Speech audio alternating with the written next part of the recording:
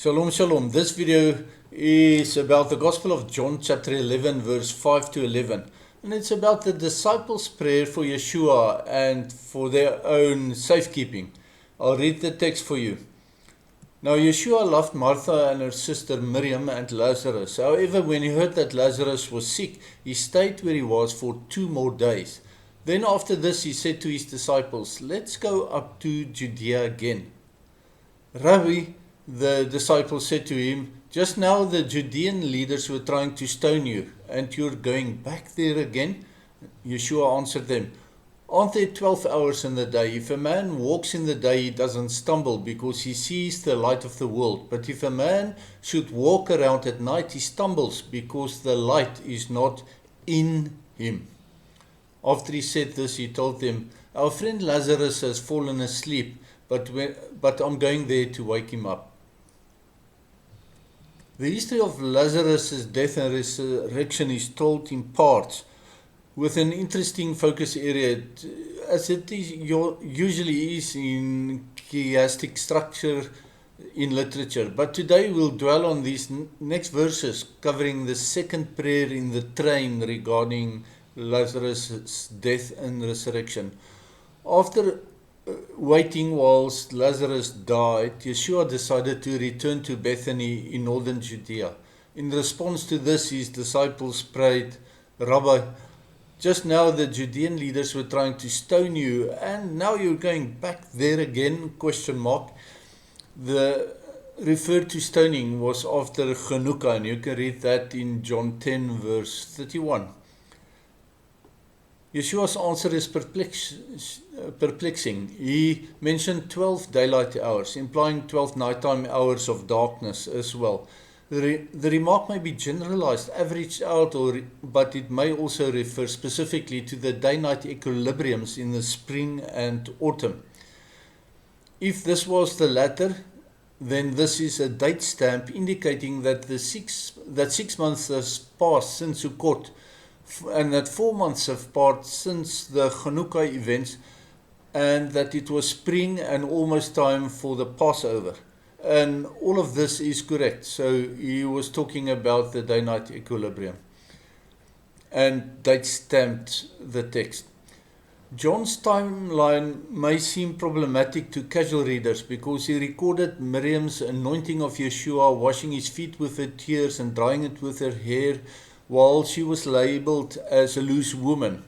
However, this anointing of Yeshua's feet, after Lazarus' resurrection, shortly before Yeshua went to Jerusalem to be crucified on Passover. However, back in John chapter 10, it was already recorded that Yeshua knew Lazarus and Martha and Miriam well and that he loved them. The confusion may be resolved if we acknowledge that Miriam did her good deed, and she obviously refrained from her previous sinful life. She did her good deed to anoint her known Savior, whilst her bad reputation still cleaved on her from years before.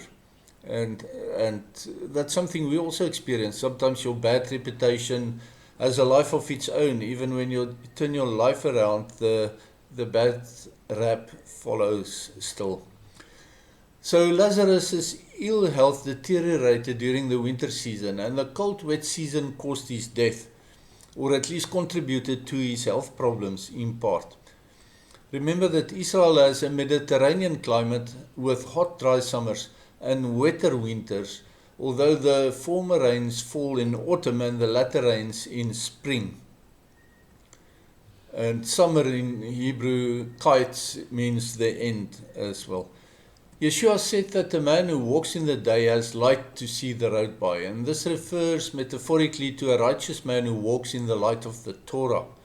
Consequently, the stumbling man is a sinner who walks in spiritual darkness. Note how the text states that the light of the Torah is not in him, not inside him, because the Torah is not written on the heart of the unrighteous man who walks in darkness. The Hebrew word Torah is built on a root of or, Torah. Or means light. The preceding taf before Tor is a mark or a covenant, and the Hay, Torah, the letter Hay at the end of Torah, is both behold as a witness, but it also represents a womb or a uterus, a place from where one is born again. This is how the Torah is Adonai's ketubah, or wedding contract with his bride Israel. And a sideways remark again, yes, the church is not the bride. The church is the harlot who tries to come in between the groom and the bride.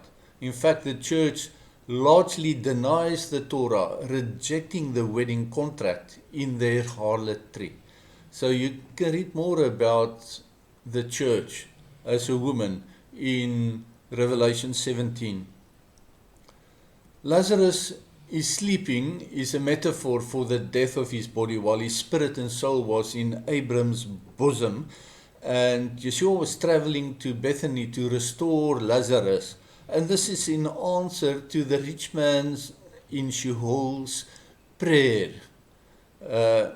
This parable of the Lazarus and the rich man is not just a story, it really happened. The rich man was from the house of Annas, and I'm quite sure, in all probability, that the rich man was Annas' oldest son, Eliezer, the 66th high priest, who was the high priest before Joseph Caiaphas, Annas' son-in-law, who was appointed as the 68th high priest in the year 18 AD.